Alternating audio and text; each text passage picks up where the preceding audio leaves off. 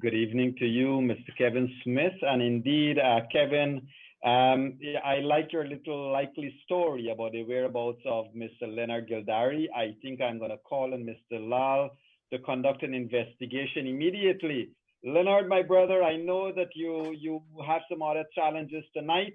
Ladies and gentlemen, let me apologize on behalf of Leonard Gildarie, who could not make it tonight, but we are with two of our guests, Mr. Charandas Prasad and attorney at law, Mr. Selwyn Peters. Both of these gentlemen currently, one is in hiding still in Canada.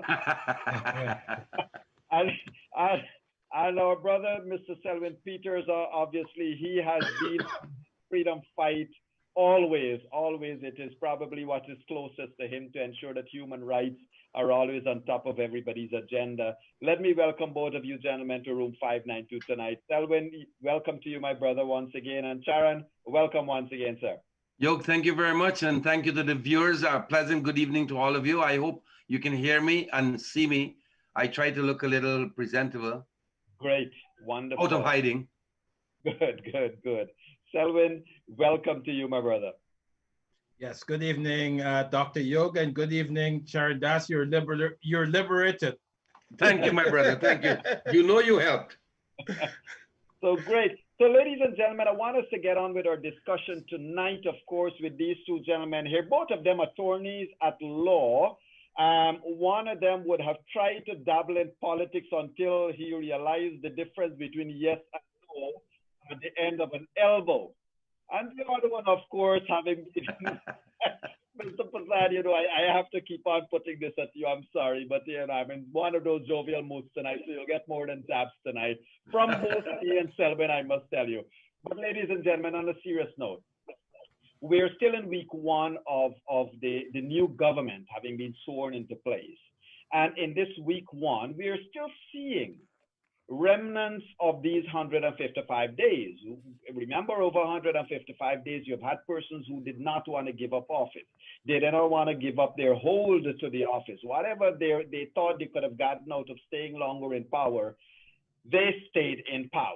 And today we are seeing them holding on to state assets and holding on to various parts of the state in one way or another, frustrating the process. So ladies and gentlemen, we want to talk about some of those things. In addition, we want to, of course, discuss some of the challenges that the new government might be facing, and as well to ask Mr. Prasad and Mr. Peters their opinion of post-declaration day to now. Gentlemen, I want to come to this discussion first. And Charan, I'll let you speak first. Your thoughts on, the day. I mean, everybody thought that maybe even after declaration, something might have happened. It didn't. The APNO AFC basically conceded, accepted the declaration. They moved out of office. Immediately thereupon, there was a swearing in of the new president. And within 72 hours, he would have sworn in his cabinet. Your views of what would have transpired in the last 3 days, Mr. Charandas Prasad? Yog, and to the viewers out there, to me, it happened not like clockwork, but with precision. Remember, the meeting was supposed to have been at 10 in the morning. Of course, Lowenfield did not show up with his report, and so no declaration was made. And then it was adjourned for 2 o'clock. But I was told that we were all aware that there was some arrangement initiated by the chairman of GCOM to have the opposition leader then, Dr. Mahadeo, and the caretaker president, Mr. Granger, have a conversation. Why, I don't know. But of course, the response that he got from Dr. Jagdeo was any discussion on the way forward would be after the declaration was made. That was the end of that proposed or supposed meeting. Mm-hmm. And what happened next was, to me, I think it was all in the making, because in a matter of 2.5 hours, not only was the declaration, the report handed in, the declaration was made, and the Chancellor acting was notified, and she was ready. The now president, or let's just say Dr. Ali, was ready with his team.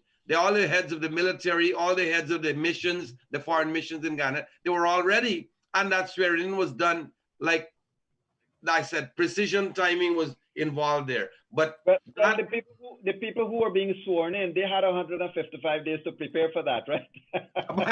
That is so true. That is so true. But again, you'd expect once Lowenfield didn't show up with his report in the morning, something might happen in the afternoon for the 2 o'clock session, but nothing happened.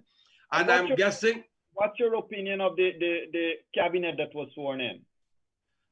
It's quite a diverse cabinet, and I'll say that the youngest, and I know her really well, is the daughter of the late Mr. Hokum Chand. She is an attorney at law practicing, and amongst the older heads, we have Robson Ben as Minister of Public Security. Miss Hokum Chand, or Sonia Parag is her last name, is the Minister in charge of Ministry of Public Service. So, and then you have these youngsters involved there, Colin Kroll, Dr. Vindi Prasad, couple of the other youngsters. I can't remember all the names off the top of my head. But it's quite a mixture. Okay, great. Excellent combination. Great. Selwyn, over to you, sir. But most particularly, what would have been Selwyn Peters' thoughts because of the Declaration Day? Because here is where I'm coming from. One of the things that Madam Chairman did not leave to chance was to call the Chancellor and say, here is my declaration. Or she did not leave it to chance for word to go out to the public that she has made a declaration. It was in writing, released immediately to the public. It was, you've seen the side of a chairman on the one day that we haven't seen for 155 days. Yours or Selwyn?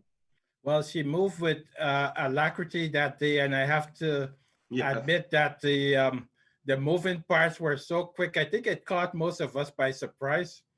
By 4:30 p.m. there was the swearing in. So, you know, it between 2 p.m. and 4 p.m. the machinery of GCOM and the machinery of state moved with lightning speed, and you know, we have to commend everyone that was involved in that process on that day, and we have to be thankful because, you know, it was a difficult time and a struggle for all of us over these 153 days, Yoke.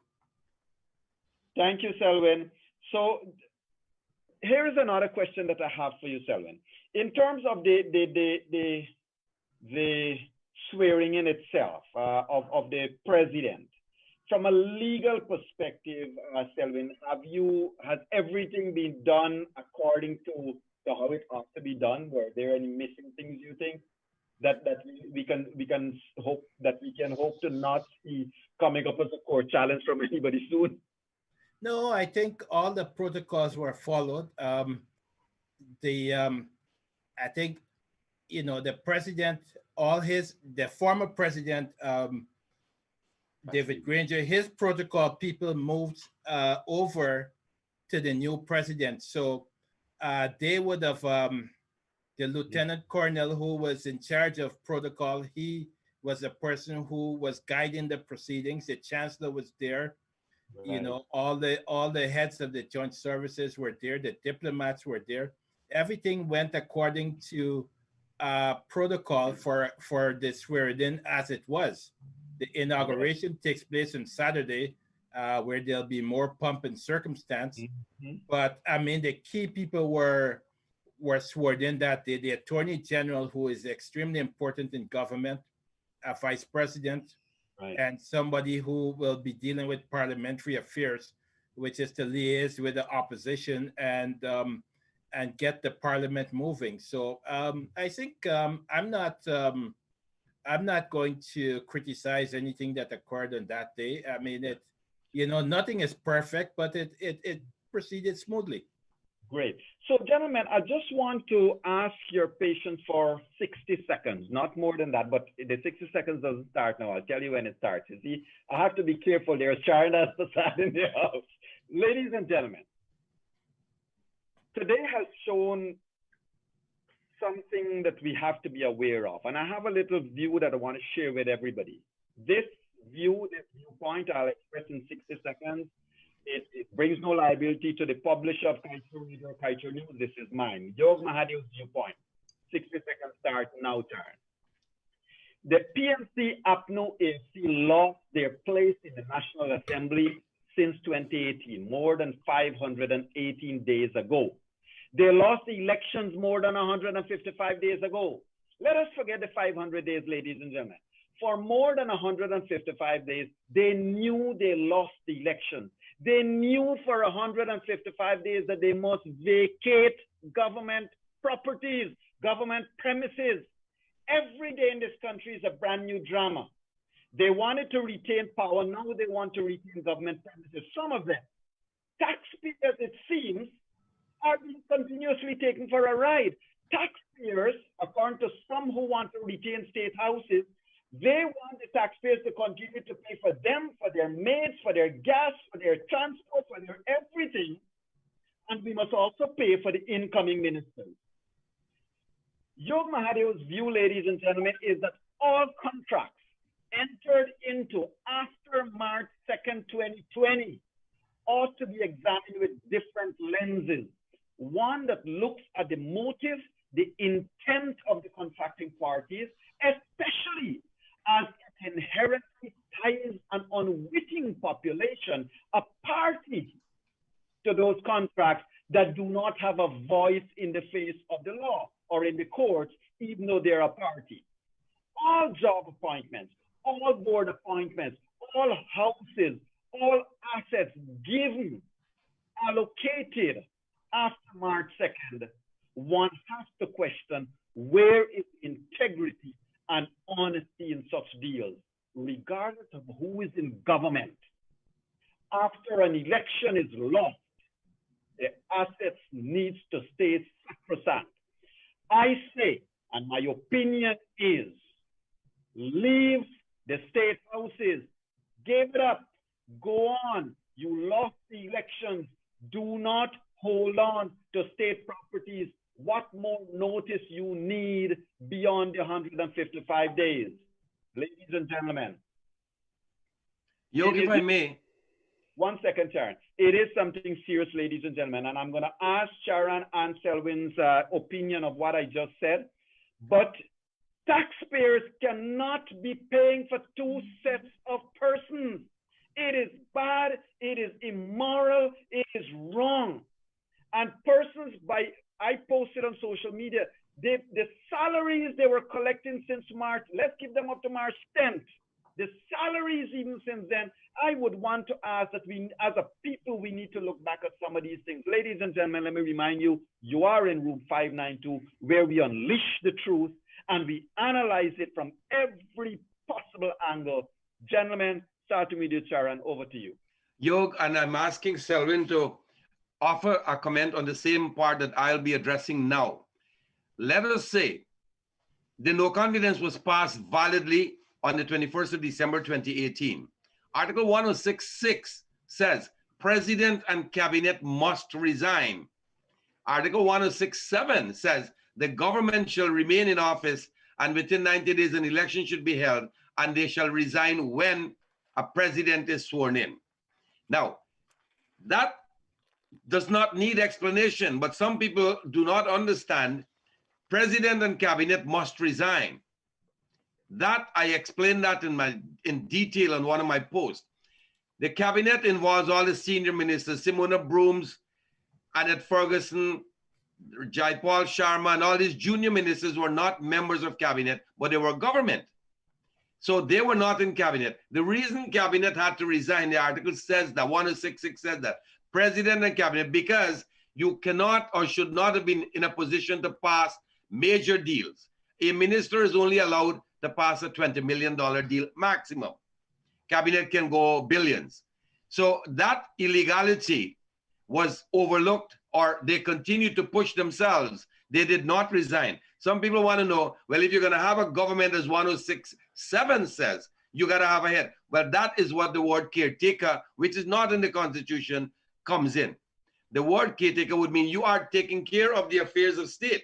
Now, let's just say they didn't want to do that, which again, to me, I'm still thinking it's illegal. Once Parliament is dissolved, Yog, once Parliament is dissolved, my viewers and my friends out there, it means there is no Parliament, so there is no membership. No member of Parliament has a seat and therefore ought to have been out of Parliament and therefore out of jobs. In Canada recently we had election. Prime Minister now still was then Justin Trudeau.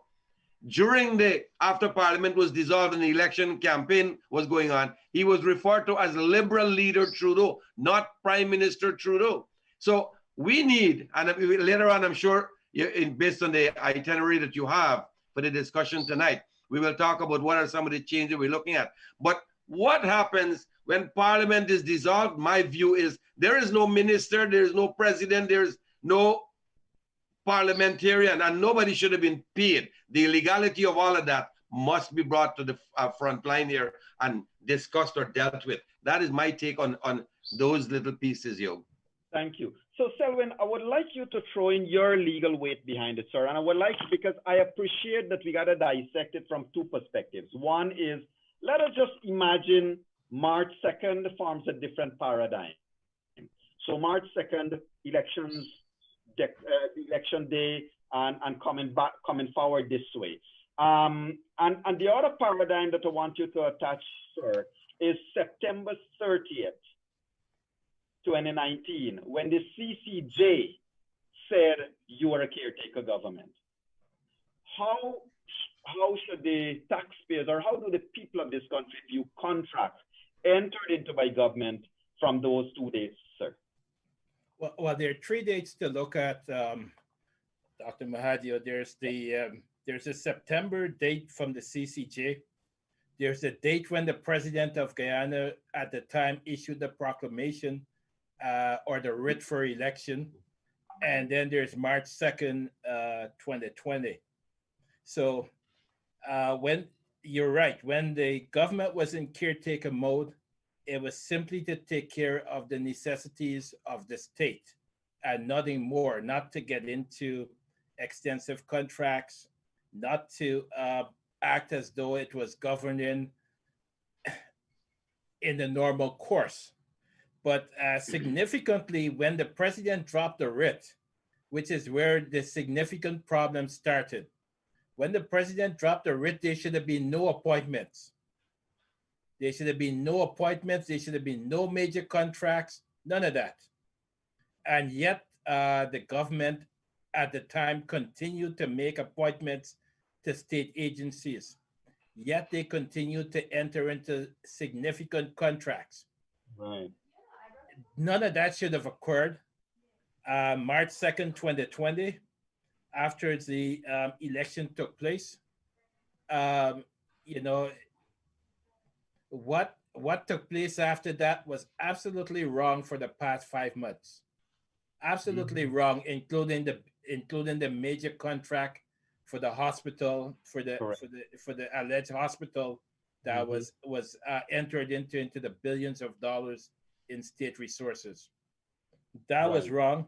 You spoke about the issue of people in government accommodations.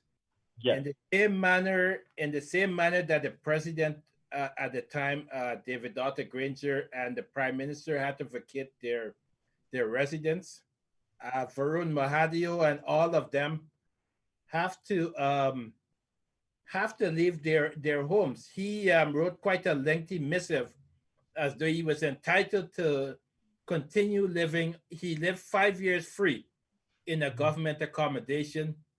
The government has changed. He was given 72 hours to vacate, and he wrote a lengthy missive as though he would gain public sympathy.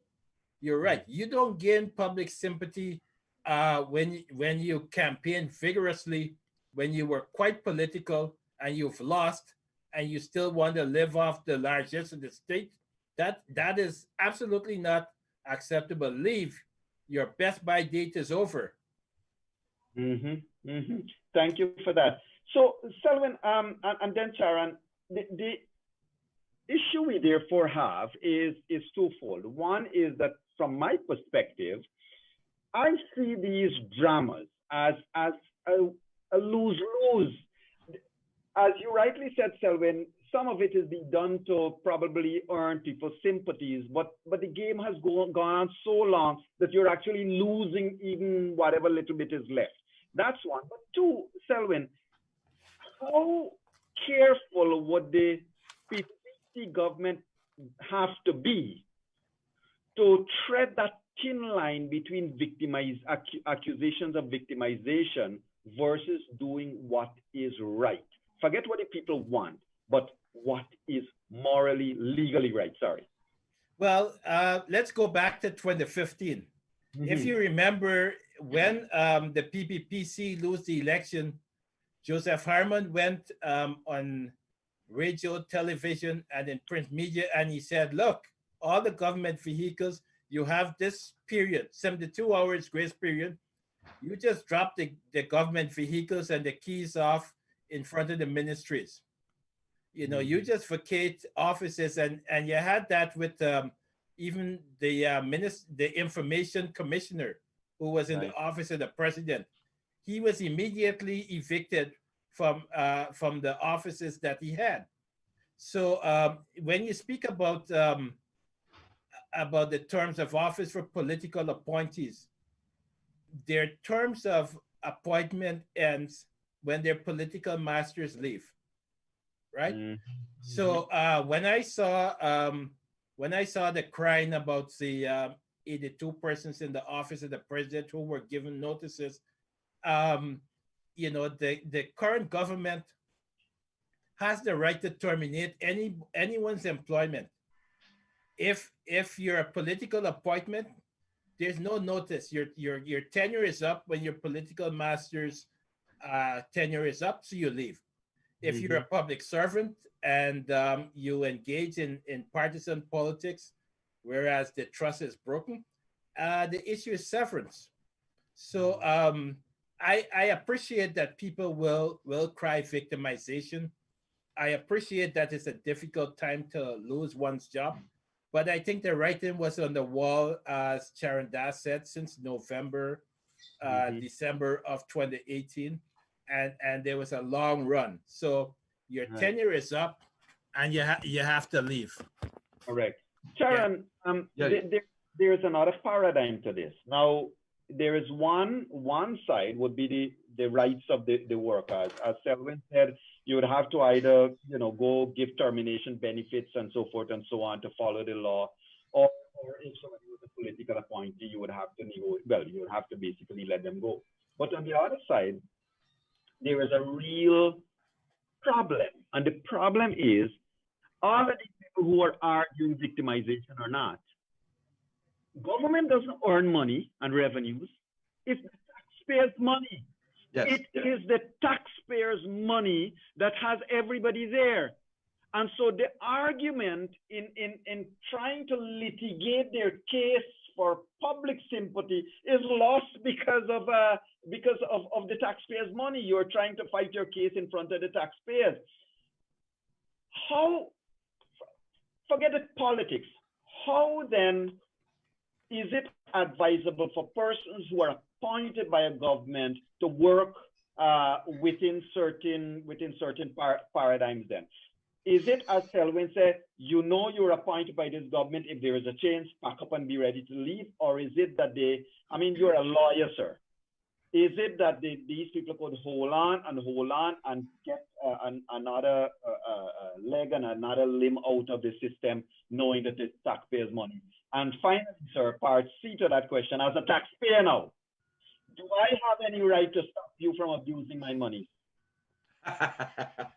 Yo, let me take the first part. I'll tell you this, and to refer to Canada, for example, or maybe even India, the High Commissioner to Guyana, Canadian High Commissioner or the Indian High Commissioner to Guyana, they are not political appointees. So when the Trudeau government had changed, remember the High Commissioner, Mr. Lillian Chatterjee, was still there. Sorry, Miss Lillian Chatterjee was still there. So happened that after election, the Liberal Party became was returned to power, and so it seemed as if, well, nothing was wrong with that. But she was not recalled because she was not a political appointee. with us in Guyana, all the heads of missions in the foreign countries are political appointees. Who wants to say differently? I don't know. But why then have they all been recalled in the past? And we know that. So what is happening is, if you are appointed illegally, politically, when your political party is removed from office, it's safe to say that you also need to give up your job. So it's not victimization, and it is not that we are coming after you by way of witch hunting, if you want to use those terms. Your time is up. It's that simple. The question is, and the other example I want to use is, the Attorney General incurred millions of dollars in costs, court costs. Cost was ordered by the judges and the CCJ and the Court of Appeal. They have not been paid by the Attorney General. So remember, those are costs against the Attorney General or the government of Guyana. With the new government coming in now, Anil Nandal, who was on the kicking end, is now on the receiving end. So as Attorney General, he would have to pay those costs to the lawyers. Basil Williams did not pay. Technical question for you then. Yes. Interesting point you have raised there. To you and Selwyn, a technical question. Is there a possibility that the courts can be approached to say, okay, a Basil Williams or an Attorney General acted for his political party, and so the charges being levied against the state did not belong to the state or do not belong to the state? Selwyn, go first. Well, you have to remember what the order says. It says jointly and severally. So it's three different parties: Ms. David, Joe Harmon on behalf of the party, and the state of Guyana as it was through the Attorney General. So it's not that the state will bear the entire burden of the cost.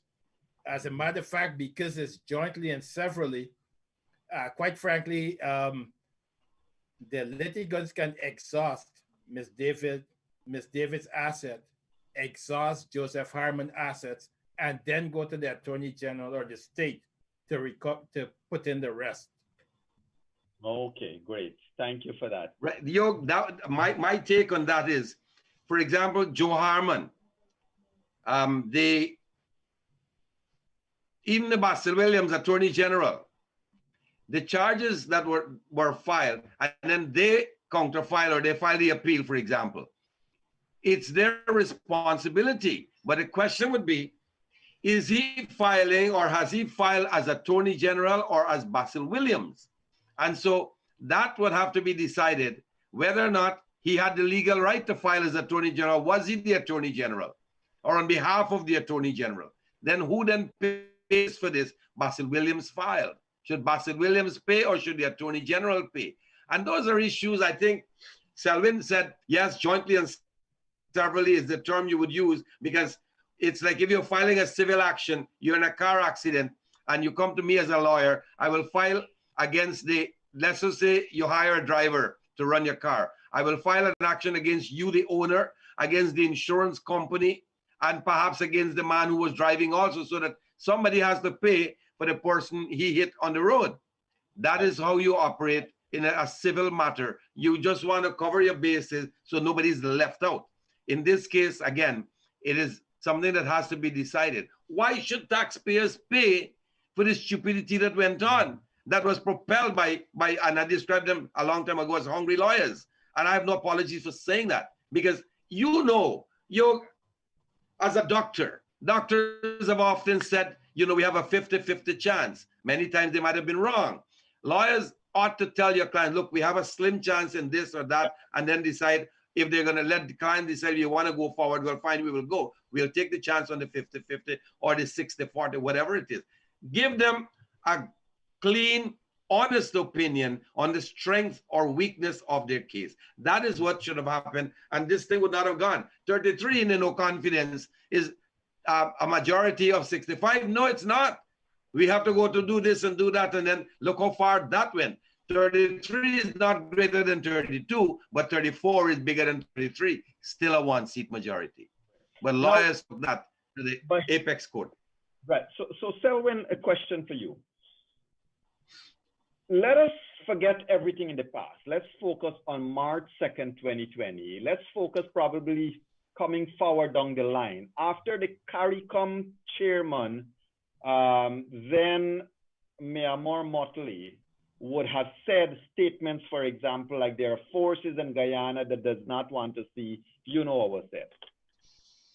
From then on, Selwyn, the government would have saddled the taxpayers with cost. Simple example would be taking out a full-page ad in a Trinidadian newspaper. When those bills come now to hit whoever is now the incumbent,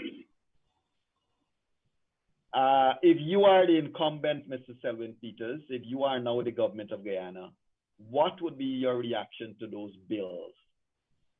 Well, it depends on who incurred the cost and for what purpose. If the cost, for example, in the Trinidadian papers, that was smack politicking in the face of court judgments and court hearings. So that was political as opposed to the necessity of state. So I wouldn't believe that the state would have the burden to bear that cost. And so in that case, I don't think that if it was the Guardian that they was publishing, I don't think the Guardian can come after the state to bear that cost. So my point, the point of my question, Selwyn, is can you expand a little bit? The contractor needs to be aware of the state of the contractee, right? Did I get it right? In other words, the person who are entering into a contract with the government need to know and would have been aware because it is public news that this government is an illegitimate government. Does that place any claim for payment then on the serious microscopic examination? Yes, it does. And that's why we spoke, we're not speaking about the ad in the Trinidadian newspaper, but we delved into the issue of the COVID hospital earlier. Right. That's where I want to come. Yes. Right, and a number of other a number of major contracts, including Ogle, including the properties at Ogle, and any number of things that the government rushed to do during the period between March 2nd and August 2nd. I mean, most of those contracts that they enter into, because of the state of the government at the time, most of those contracts could be overturned, and courts would overturn them because, quite frankly, there was no legal footing or basis to enter into those contracts. And let me just acknowledge the message from a name that I think, Charan, you would recognize, Mr. Gobind Harbhajan.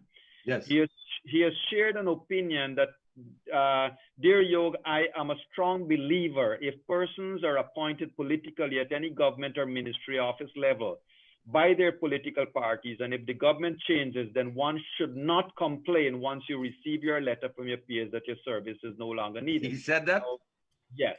So that is good. And Mr. Harbhajan, thank you for sharing that. I want to just take a moment on this same point of legality versus illegality, because Selwyn, I shared an opinion today on social media, and I'm going to take you right back to this hospital we have on the East Coast. Now, ladies and gentlemen, for those of you who have not heard, the owner of the hotel, what was once Ocean View Hotel, claims that rent is due to him. That rent is $156 million per year, $13 million per month, and that he needs whatever rent is due to him within 14 days. I wonder, in passing, how much notice he gave during this 155 days. That being said, he said that the property was valued in October gone, for 2.7 billion Guyanese dollars. Now, my pointed question to you, Selwyn Peters, even though you answered generally, my pointed question about this hotel. Should the gentleman not have been concerned into getting in a contract with an illegal government? Is it not a matter of almost is it not a matter of, because an illegal contract can never see the light of justice. And the old legal paradigm is one should not be allowed to benefit from the fruits of a crime. Selwyn, over to you, sir. Well, he is saying that the contract was entered into $156 million per year. Mm-hmm. I mean, certainly, I know that the current government has appointed a 4-member team to look into a whole bunch of government agencies and bodies.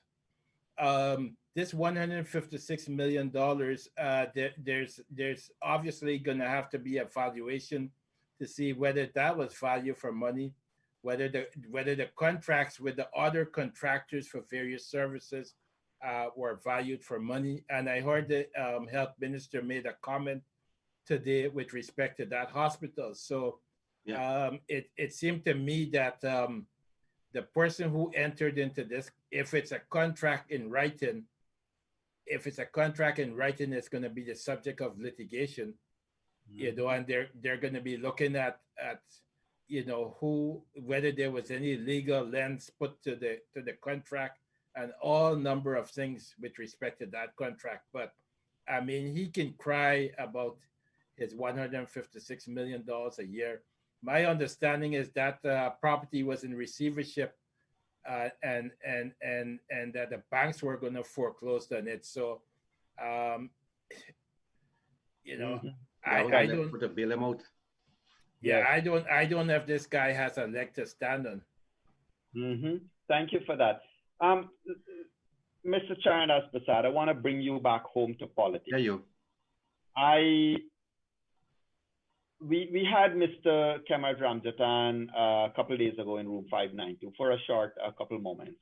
Among the many things he would have said would have been that there is a standing agreement between the AFC and APNU, between 60-40. Yes. Yes. That is now down to 70-30, right? So, Charan, give me your history with the AFC. I know we discussed some of this before. Freddie Kissoon expressed an opinion that the 9 seats or so being given to AFC is an absolute total waste of time. What is Charan's response? Yo, I don't know. This is the first time I'm hearing of a coalition in the opposition. I know parties form a coalition to literally beat out the other party so that they can be in power, literally to run the affairs of the state. So what's the point having you sitting there as a coalition? You're still AFC, APNU like you were from 2011 right through to 2015. When the coalition was signed on the 14th of February 2015, it was then that you became a unified group. But right. I don't know that 70-30 would even be honored by the APNU government. If they believe that that's going to happen, we only have a matter of days to wait and see when they sit in parliament. Because what is the point? And Freddie is usually not wrong on those things. What is the point having a coalition that is sitting in opposition? You're all together opposition members anyways, whether you're a coalition or you're an AFC group and an APNU group. But to say that they're going to get this 30%, the 30 split, 70-30 split, that is something, honestly, I want to see. And Yo, before I depart from this particular question, let's back up a little bit on something as far as this, we were talking about the spending. Yes. I would like to believe that exorbitant, unnecessary, wasteful, if you want to use the term, spending ought not to be condoned, and there has to be some type of legality against it. In the no confidence, and the reason I'm saying no confidence, I was directly involved there, and so I have been paying attention to the details of that, or all the hearings. You know that the APNU flew in about 6 or 7 members of parliament, kept them at hotel to go to the CCJ. To do what? They were not part of the legal team. They are the legal team separate. But they were there to give moral support. To what? That, again, is money. Lots of money was spent on those trips. For the moral support, for these standbys, nothing else. So again, when you go through these things, as they have done in this hotel, as the former Minister of Health prior to Valda Lawrence, Mr. Norton, George Norton, when he rented that building in Albice Town for $12.5 million a month to store drugs. And when it was examined after the speaker got involved in parliament, it was examined, there were a couple of boxes inside there only, and they were paying 12.5 million. So it's, to me, a way to hand out money to cronies, to party supporters. That is all I can see, and I think that ought to be deemed illegal. There must be a way to stop that type of nonsense. Aaron, meaning no insult, no deference, no negativity to any of Guyana's former presidents. Guyana seems to have a unique perspective. Former presidents remain in politics, active politics. We have had the case where Barra Jagdeo is now very active back in politics, and Granger has signaled that he may very well consider returning to parliament in the opposition umbrella. What are your thoughts on these two gentlemen? And I rather suspect that had Barrett not been active in the government, Granger might have said, well, let me walk and go away. But he probably wants to prove a point that he can come back too. Yog, as far as the coming back of, let's take it from here and we can go back a bit, of Dr. Barra Jagdeo. I am seeing this whole thing as the parent of the child, or the father of the children. If you had left them on their own, they were still not able to walk properly, so they'd stumble. And that is my view of what the Honorable Dr. Barra Jagdeo did.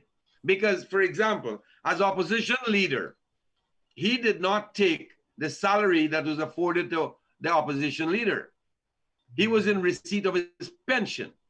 And his pension as president was a lot more than what monies could have been paid as leader of the opposition.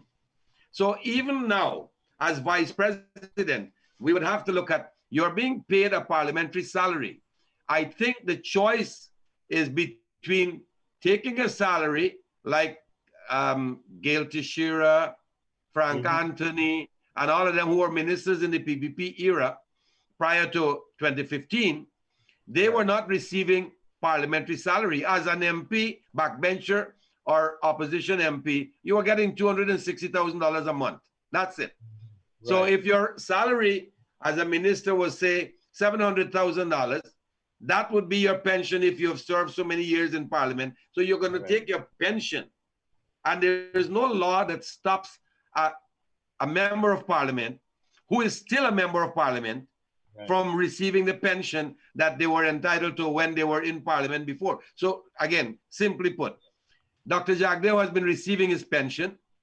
He's back in parliament and choose to take pension instead of salary. Yes. There's no law stopping that. Yeah, and let me just amplify this for viewers and listeners. To Barra Jagdeo's credit, while he returned to parliament as opposition leader, he did not take a parliamentary salary. He said, I'm already receiving a pension as a former president, and so I will forego. So there was no double dipping. There was no that's right. Nothing he did there. So that is distinctive. So Selwyn, I want to ask you a peculiar question here, sir. You have been, if I'm not using the wrong words, you have grown up within the arms of the PNC. You have seen the PNC leaders in operation. Selwyn, is there a likelihood that a man like Selwyn Peters could one day come back to Guyana and say, you know what, let's rebuild the PNC. Let us get things going the way it ought to be. The reason I asked you this, Selwyn, PPP will only be as good as there would be a good opposition. A one-sided affair can do no country any good, right? Yeah. So your thoughts, Selwyn? Yeah, I'm not political. If I was political, I had the opportunity between 2015 and 2018 to move back to Guyana and enjoy the largesse of the APNU AFC being in power. As you know, I acted on a few commissions of inquiries, and I did some work for the government. 99% of which I didn't take a salary or take any benefit from the government, except for the police driver and the car and that sort of stuff.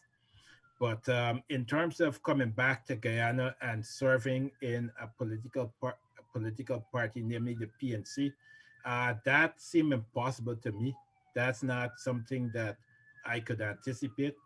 I see myself mostly as, even though I have close relationships with the PNC, even though most of my family are PNC, I also have relationships within the PPP and other political parties. My brain kind of tells me that I'm neutral, that I'm objective, that I simply want to see fairness, justice, impartiality, and fair play. So I can't see myself getting involved in the PNC unless it's a cut, unless the entire structure right now, the superstructure and the structure that underlies it fundamentally changes. But you know how many young men like you thinking the same thing today, sir? You know how many young men like you are thinking, and you know one of the things, another credit you could say for Barry Jagdeo, at the risk of being very unpopular in his own party, he decided to bargain with youngsters. He decided that I'm going to bank the future of this country upon a handful of younger, not necessarily very young, but younger people. And I dare say, I think what he has done is keep tabs with the older people so that they also continue to serve. Selwyn, I would like to think that men like you, ought one day, should think there is no way the apple cart will be upset unless you come and you put your big toe on it and give it a push. That being said, ladies and gentlemen, I don't want to place Mr. Selwyn Peters in more discomfort. In fact, I'm going to go back to this thing and ask Mr. Charandas Prasad to please retain Selwyn Peters' legal services for free now, because I'm going to ask Mr. Charandas Prasad some very hard questions. Selwyn, may I ask that you give him your service in case he puts himself in trouble? Charandas Prasad, APNO AFC Radio, APNO AFC Airways still call Charandas Prasad a traitor. The PPPC people see Charandas Prasad as a savior. However, there is still the matter of accusation that somebody paid Charandas Prasad off. Mr. Prasad, were you paid off? An emphatic no. I will also add that the vote of no confidence was tabled on the 16th of November 2018 by the opposition leader, then Dr. Barra Jagdeo. That man, the only time he spoke to me was November 1st, 2019, when he came to Canada to have a public meeting. And all he said was, Charan, I will mention you in my speech. It was not, hello, Charan, how you do? He does not speak to me. And I said it so many times, I will repeat for the sake of reminding people that we have never been friends. I've never called this man BJ or Bharat. I've always said Mr. Jagdeo because we have never been friends. And he does not speak to me when we're in Parliament. And I'm guessing that all of that were results of, or because of, what happened on the campaign trail in 2011 and 2015. Because I was very vocal, I was very abusive, if you want to use the term. It was mudslinging for people campaigning in politics, still is in Guyana, mudslinging. And he did his stint, I did my stint, and the animosity was there. But I don't know that that is why he doesn't speak to me. He has his own clique and his own friends, and I think he's a very nice person generally, but politically, Yog, Mr. Jagdeo, Dr. Jagdeo, and I never even talked, never even talked about what will you do if we table a no confidence motion. None of that ever happened. Once the no confidence was tabled, we were in the budget debate from the 3rd of December 2018 right through to the 14th of December 2018. And it was from 10 in the morning to 11, 12 at night, 5 days for the week. And then you get a weekend to breathe and you come again. And then the following Friday, which was the 21st of December 2018, was the no confidence. No time at all. And then there was accusation that I was paid. I went to Trinidad to collect 15 million TT money. That would be like 2 million US. I couldn't leave the country then. So these people who are jumping around with their allegations, and you know what? Most of that came from Nagamutu and Ramjatan, because they wanted to find cause. They wanted to find reason. They fabricated reason to say why Charandas literally, and let's just use the term, crossed the floor. I didn't cross the floor. I simply opposed them. Sharon, I want to follow up that with another question on this point. I'm sorry to be harping back on the past, but you know, the past is important for us to relive sometimes and learn from it. It is believed by many people in Guyana that had you not voted the way you voted with your conscience, that there were others that were going to vote that similar way. But the problem is, after seeing you being dealt those curses and the I will, you know, you're dead tonight kind of threats and the right swing. Yeah, right. That after seeing you start to receive those blows in Parliament, that the rest who might have voted with their conscience got cowarded. Their conscience got cowed into a corner. Is there any truth to such assertions being made? Yog, I have never had any discussion with anybody. My brother-in-law, who used to drive me to Parliament, I sent him home and I didn't tell him why. I said, look, take the apples and grapes and go. You will share as we normally do to the kids in the backyard and the back houses in the street. But I didn't want anybody to know. My brothers and sisters over here did not know that I was going to do that, because up to then, and honestly, I'm saying this again publicly, up to then, it was looking at the debate and listening to these people talk. And then I finally decided, you know what, I have to do something about this. But nobody else that I knew of ever had a discussion with me or mentioned even supporting the no confidence. Hold a second. So Sarah, the last time we had you on this program, this is a little while back, you did walk us through your frustration that you had basically been reduced to a yes man. Not your yes vote, but you know, in right, yeah, and stuff like that. Sharon, one of our viewers sent this question in. What was the turning point? What was the burning moment that made Sharon say enough of this crap? What was that one thing that you would say in Parliament that night? Because I presume that you didn't walk in there prepared to say yes. Is my presumption correct that when you were in seat, you decided enough of this? What was it at that moment that made you say enough of this? When you listen to the debate, and it's all in the Hansard, who wants to go and do that, you can request a copy and you will get it.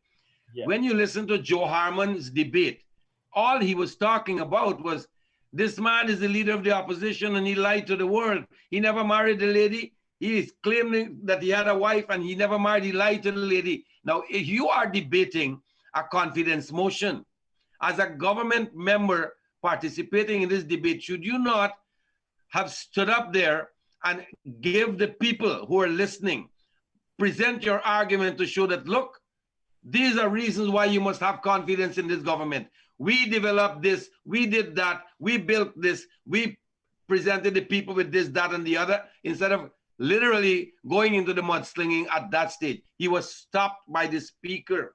And I said, these are the people. But what I also had at the back of my mind, and that did not change at all, was the statement made by Valda Lawrence to me earlier in the day. If anybody think they go cross the floor, I gonna kill them myself. I gonna just throw that so-and-so, and she used the words, over the balcony right now. Now, I don't know that she was looking at me, but the debate did not give me any encouragement to stay with a bunch of people that I had absolutely no respect for, because All they were looking for, all that they were looking was what we can do. We got this, we got that. What do you have? And you know, it was frustrating for me to sit there and listen to a nonsense debate instead of coming with a no nonsense argument. Gotcha. Selwyn, sir, you did a lot of work in Guyana for a number of years. You did work, especially what struck me, notwithstanding your being working within the commission, a number of commissions we have had. What struck me was your interest in wanting to see reform in the prison system, the prison sector, Selwyn.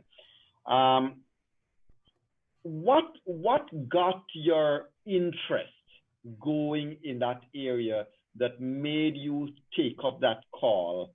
And what would you say to President Ali now? Well,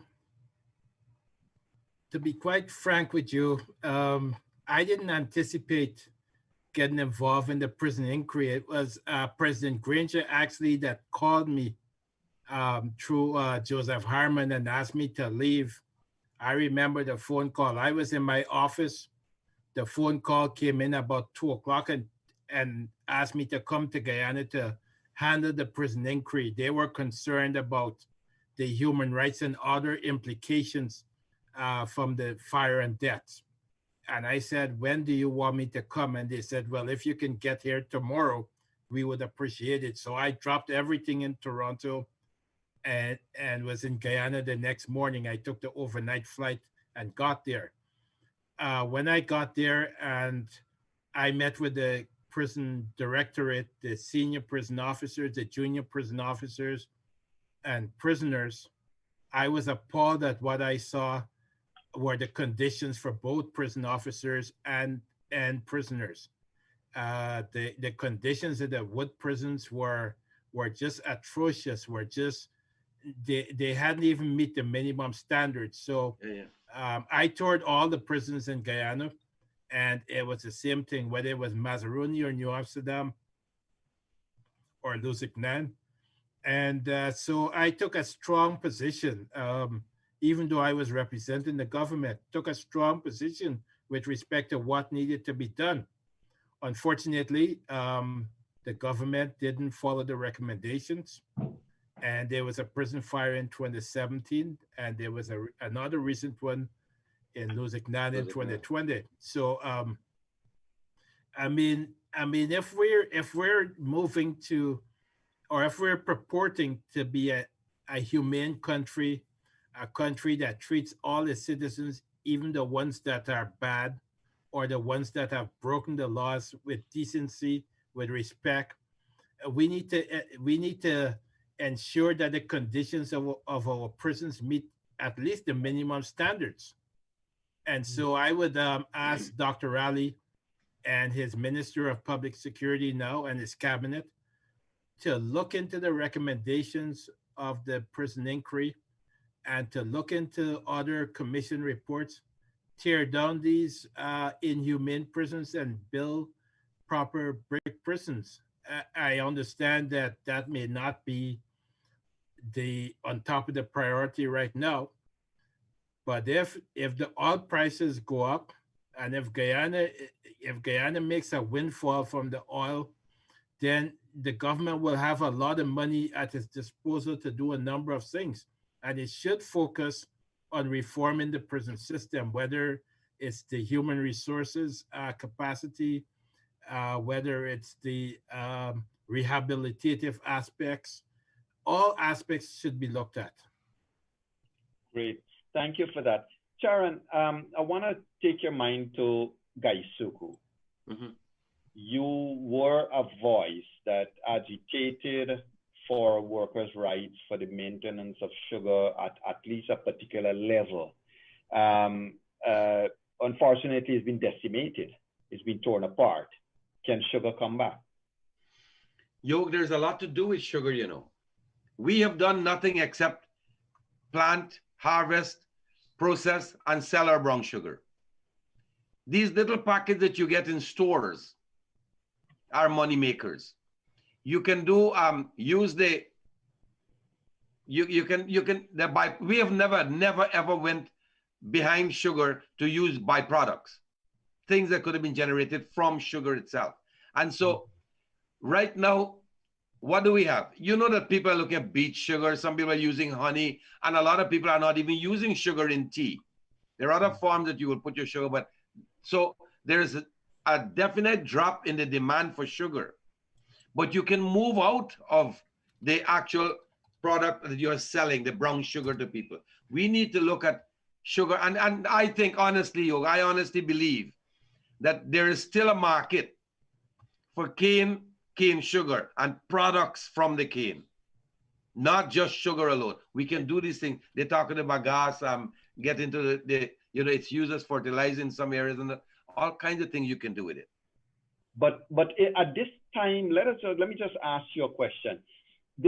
On one hand, there is the great need of people, the people of this country, especially in the COVID-19, especially after a lot of the sugar workers for the past what amount of years or months, they have not received any money, right?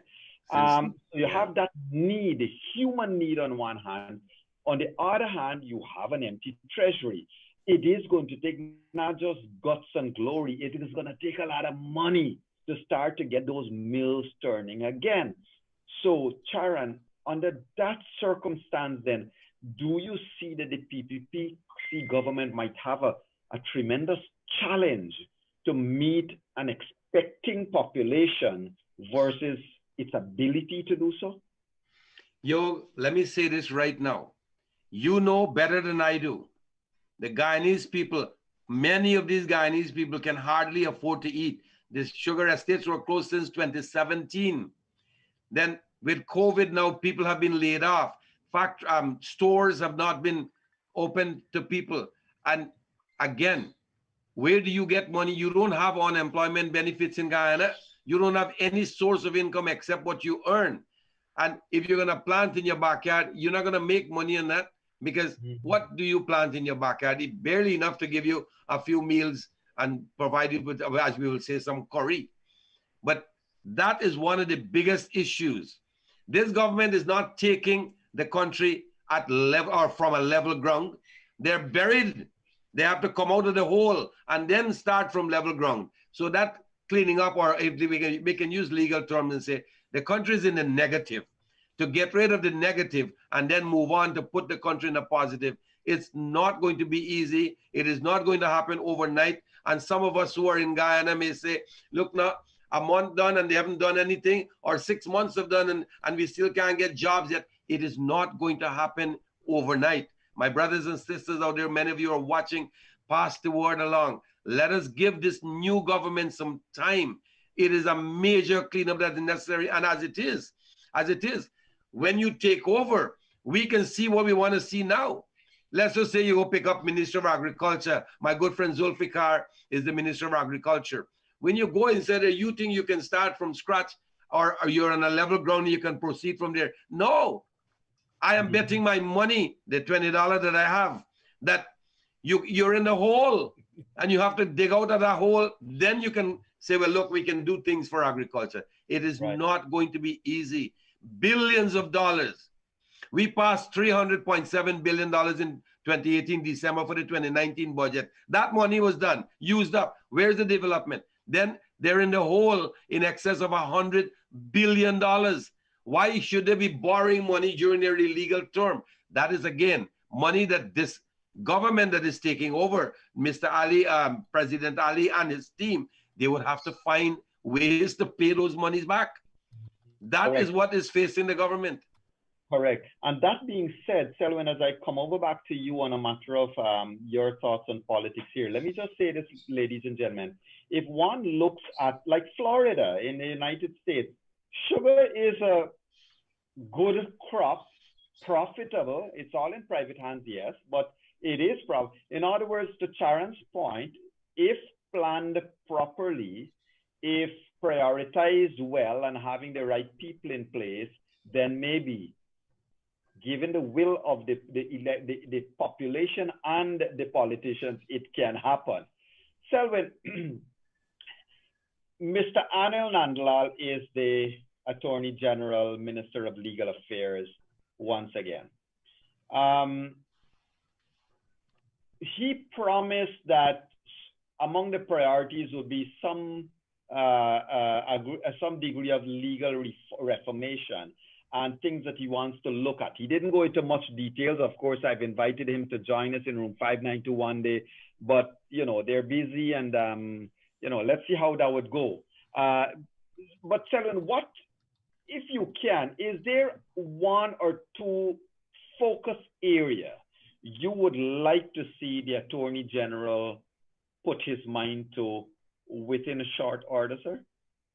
Well, with COVID-19, we've seen with the various legal challenges, we've seen the court was forced to push itself into the 21st century by adopting the technology, right? We were all privileged to have seen the hearings via Zoom and you know, that sort of thing. So one of the things that he'll probably have to look at is the court being more technologically adept, documents being able to be properly tendered electronically, commission of oaths and affidavits could be done electronically or virtually, as opposed to someone having to come to an office to do it. There probably much needed criminal justice reform that needs to take place. You know, Guyana, if you go through the list of the Demoira assizes and the Berbice assizes and the Essequibo assizes, you see long lists of cases going back, some of them decades, that are waiting to be tried. Certainly, the criminal justice system needs to be reformed in some way. Civil litigation as well. So Mr. Nandala spoke about a number of legislation that they were contemplating bringing in that wasn't brought in because of their minority government status when he was Attorney General. He now has a majority in Parliament, and certainly he can push through an aggressive agenda to bring much needed reform to the criminal and civil justice system. Yes. Guyana property law is one of the oldest property law. It's based on Roman Dutch law. When I was at Woodland Law School, there was a special course for Guyanese lawyers because Guyana property law is so unique. Right. You know, there's lots of things on the agenda. I hope he got into the office. I read yesterday that he was locked out of the office. I hope he's received the keys by now. Yes. I what I heard was that Mr. Anil Nandlal was indeed locked out of the Attorney General's office, but he did receive the key after he got the police there to say, look, we got to get into the office anyhow.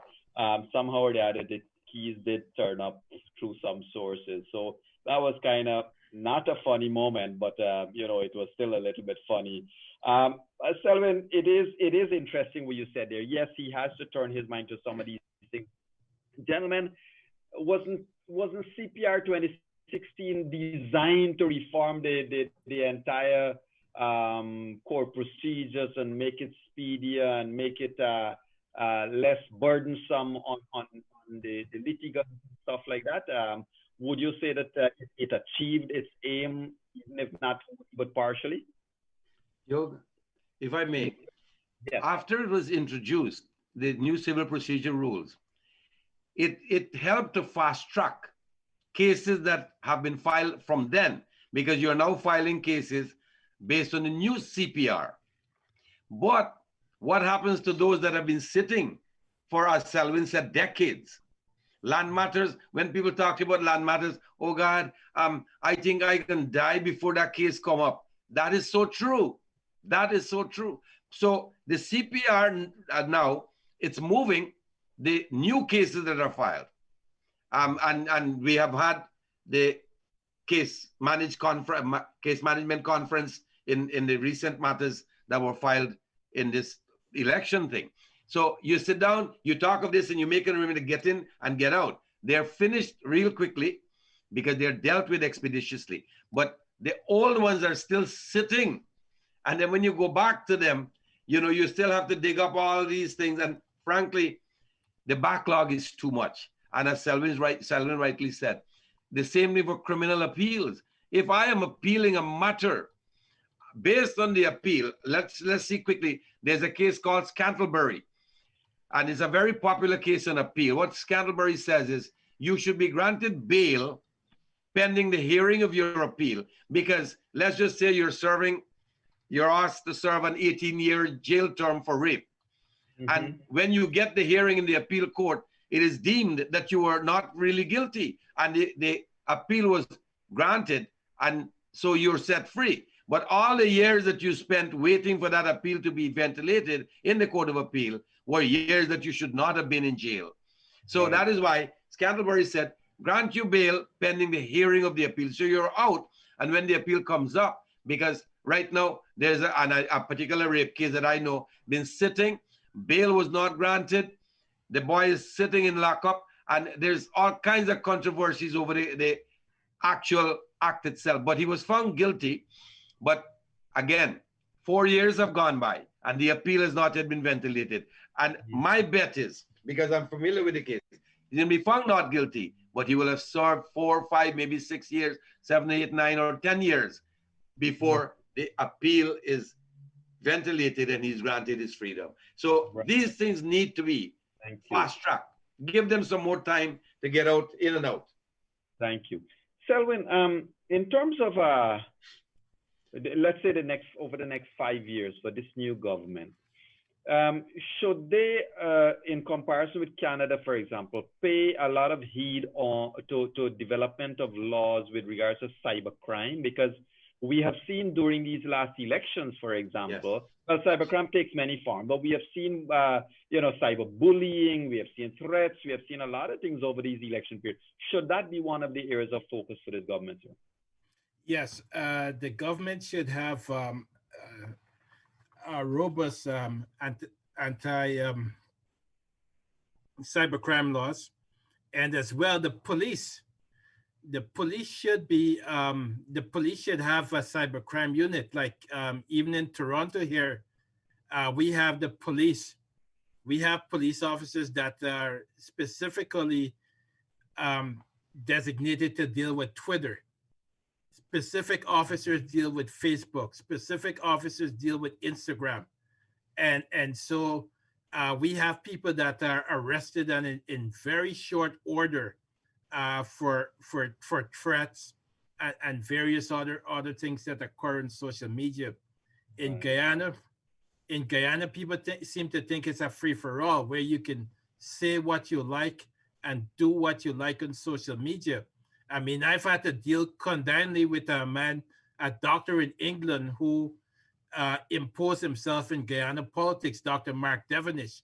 I've had to sue him and the Guyana Chronicle simply because Dr. Devonish seemed to think that he can come on social media and libel and slander anyone without consequences and the belief that no one would take him on. I've taken him on both in court, and I'm taking him on with respect to his profession. You know, you have a profession, right? You have to respect civility, and civility seems to be lacking when people come on social media. Correct. So indeed, and I'm hoping when we get Mr. Nandlal, I'll ask him exactly about some of these questions here. Ladies and gentlemen, let me remind you, unfortunately, Mr. Leonard Gildarie has been unable to join us tonight, but he is part of the program. He is viewing, he is there. And so his apologies for being so unable to join. And I must say, he was simply unable to join. Kevin Smith can bear me out with this. And Leonard, if you're listening, Leonard was simply unable to join tonight, Charan and Selwyn, because his wife has prepared such a good dinner for him that she said, listen, you have to choose between this dinner or between Yog, Charan, and Selwyn. And of course, we know what was his choice. Ladies and gentlemen, let me also remind you that tomorrow night, we'll be talking Trini politics. We'll be talking Trinidadian politics in room 592. And our guests will be Mr. Wesley Gibbons from Trinidad and Tobago, a media personality, very respected media personality all across the Caribbean, but he's in Trinidad and Tobago. And Mr. Oren Gordon, Guyanese-born Mr. Oren Gordon, who resides in Trinidad and Tobago, and of course, well-known Caribbean political expert, Mr. Peter Wickham. These three gentlemen will be joining us in room 592 tomorrow night to talk about Trinidadian politics. Why? Because on Monday, as you know, election. Is it Monday? But on August 10th, yes. On Monday, August 10th is the Trinidadian elections. And of course, we having gone through what we did here for our elections, the word elections now sounds like a nightmare to us. And so we want to see how the Trinidadians are making out with their elections. And if they're planning to cater for 155 days thereafter, but we don't think so. Tomorrow will certainly be an interesting discussion with them. Let's get back to our two guests here tonight. Mr. Charandas Prasad, sir, as we are going to come to the closure of our program, I would like you to address a couple of two things to me, sorry. One is that constitutional reform. There are a lot of ways the Constitution can be reformed in Guyana. Name one of the principal areas that you would like to recommend for this government of Guyana. Your constitutional reform has to happen. It was supposed to have been done by Nigel Hughes and Nagamutu in the past government, but it must happen. And anybody who was paying attention to this election and the saga or the election chaos, whatever you want to use to describe it, you need to see that there is a need for constitutional reform for one main reason, if nothing else: enforcement of articles in the Constitution that have been violated by respective people. I don't care who you are, if it's the president, the prime minister, and now the new one. Once you violate the Constitution, the supreme law of the land, there must be consequence. But the question is, it seems as if it is easy to do, and nobody can do a thing to me if I breach the Constitution. Mm-hmm. And we have seen that unfold over time. And one of the reasons for that is some of them are saying, no, it can't mean that.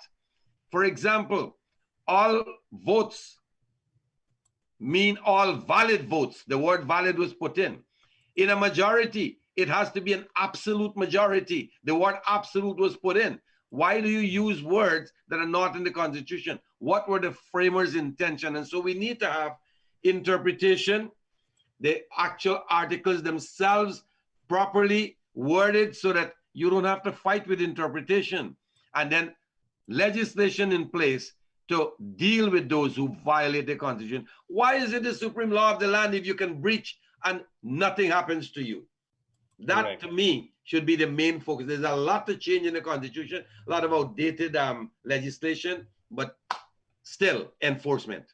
Thank you. Mr. Peters, there is a particular part of our laws that gives the President of Guyana immunity that many other heads of state do not enjoy. Question one, the changing of that particular law, does it require the 2/3? This is just for our viewers and listeners to understand what is required to change it. And question two, do you think that the PPPC will have the guts to want to suggest such a change, or will there ever be a government of Guyana that can want to suggest such a change, sir?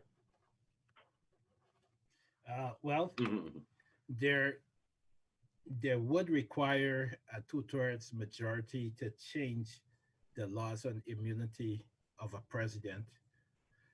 And I think the law on immunity of a president is important. And it certainly, I understand it doesn't really tame excesses if a president is bound to get into excesses. But what it does is it tames the urge of an incoming government to engage in a witch hunt or to prosecute a president simply because they didn't like what the president did during his or her term in office. And we saw that when President Jagdeo was dragged into Soko. He wasn't charged, but at least, there was a spectacle of him being dragged into Soko for a purported investigation. Do I think the PPP will change the immunity of a president? No, I don't think the PPP will have that desire. I mean, presidents benefit. President Jagdeo benefited from that. President Orfanali will benefit from that. So I don't think there will be an urge to change the immunity clause in the Constitution. As well, the PPP doesn't have a substantial majority. The majority is a slim majority. And so I'm not going to be optimistic that there's going to be constitutional reform in the next 5 years. You have to remember what we're dealing with. We're dealing with the same people that try to hold on to power for 5 months. Well, not 5 months, since November of 2018. They form a substantial majority of the opposition. Yeah. Thank you for that. Thank you. So, may I fire a question at you? And I'm saying I want to be the devil's advocate here.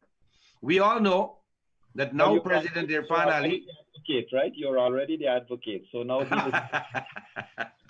yeah. We all know that the President Irfan Ali, Dr. Irfan Ali, is now the president.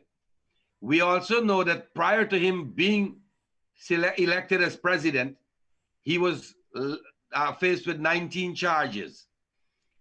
Presidential immunity would apply to anything that the president does while he's in office. Right. Question. And my good brother Selwyn, the people are listening. It's actually a question that came to me just yesterday. What will happen to the charges that were laid against him before he became president? Well, that's going to have to be a decision made by the DPP. I said before that those 19 charges against Dr. Ali were politically motivated charges. What Dr. Ali did, Guyana had an objective that it didn't distinguish between poor persons and rich persons. All state land for housing was sold at subsidized prices. They weren't sold at market value. Right. And so the 19 charges were political in scope. And I expect that now that there's a change in government, those prosecutors that were on that case will no longer be on the case. And the DPP will do exactly what she did with the GCOM chairman's case. She will exercise her rights under the Constitution and in law to have those charges tossed out. I mean, those charges against Anna Nandalal and Orphan Ali were clearly political. Mm-hmm. Yes. There's no reasonable prospect for conviction. Those charges should not have been hanging on their heads for so long. In addition, just to cement that point, in addition, Selwyn, if I may put it the following way, an individual minister cannot be held liable for cabinet decision, right? Yes or no? That's true, because cabinet decisions are collective decisions. Mm-hmm. It's a collectivity of decisions, and cabinet has a thing of cabinet secrecy as well. So you really don't know who push an item on the agenda, even though you may speculate on who did.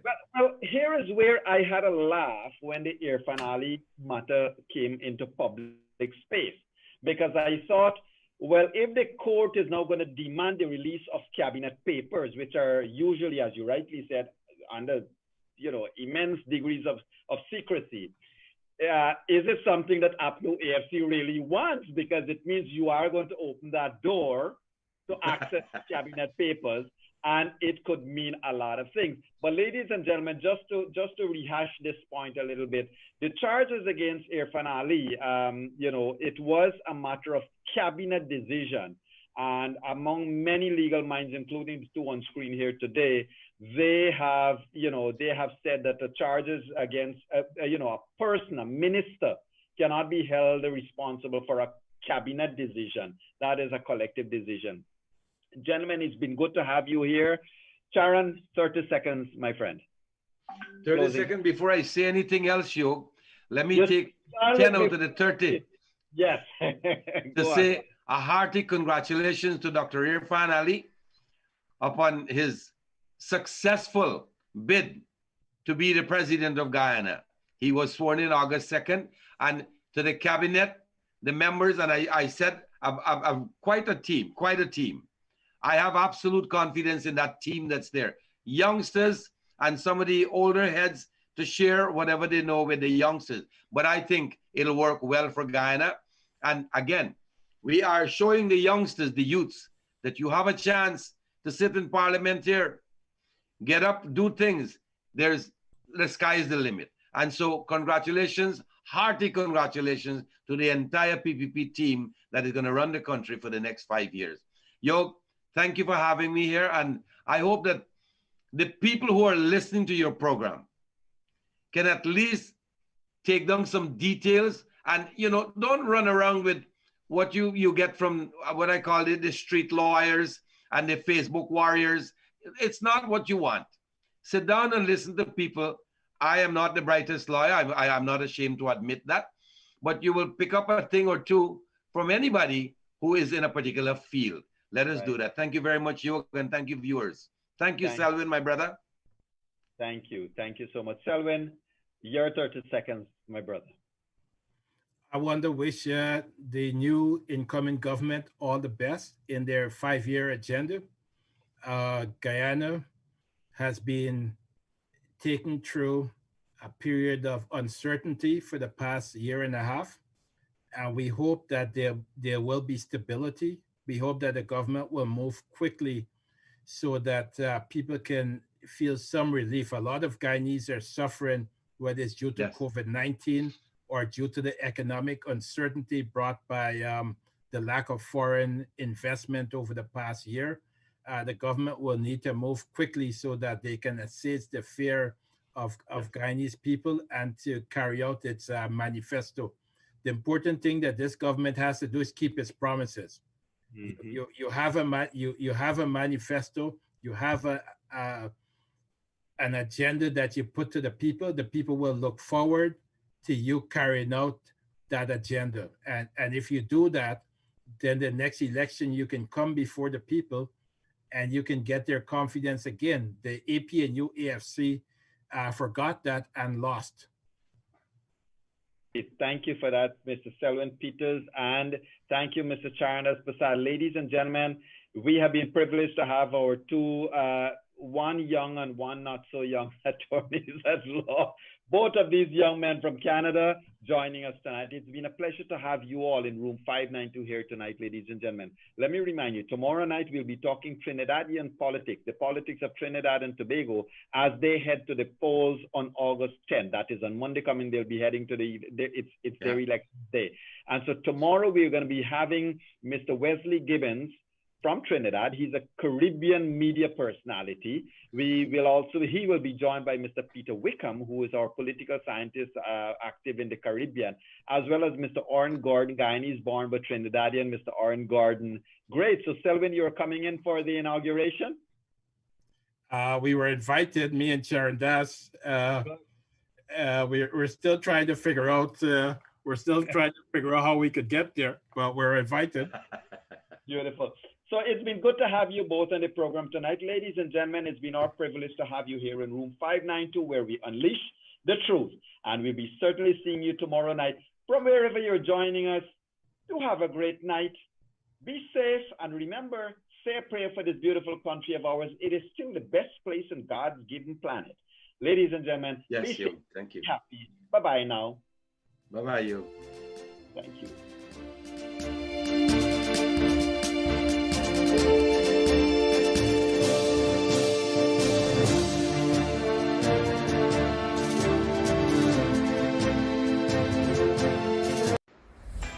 COVID-19 tips sponsored by Dex Soap.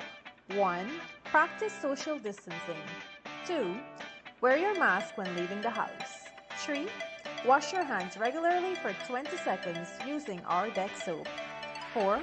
Cover your nose and mouth with a disposable tissue or flex elbow when you cough or sneeze. Choose Dex Soap for that extra cleanliness. Dex Soap is affordable and available nationwide. Kaieteur Radio. Covering Guyana from coast to coast. Demerara and Essequibo 99.1 FM. Berbice 99.5 FM. Kaieteur Radio.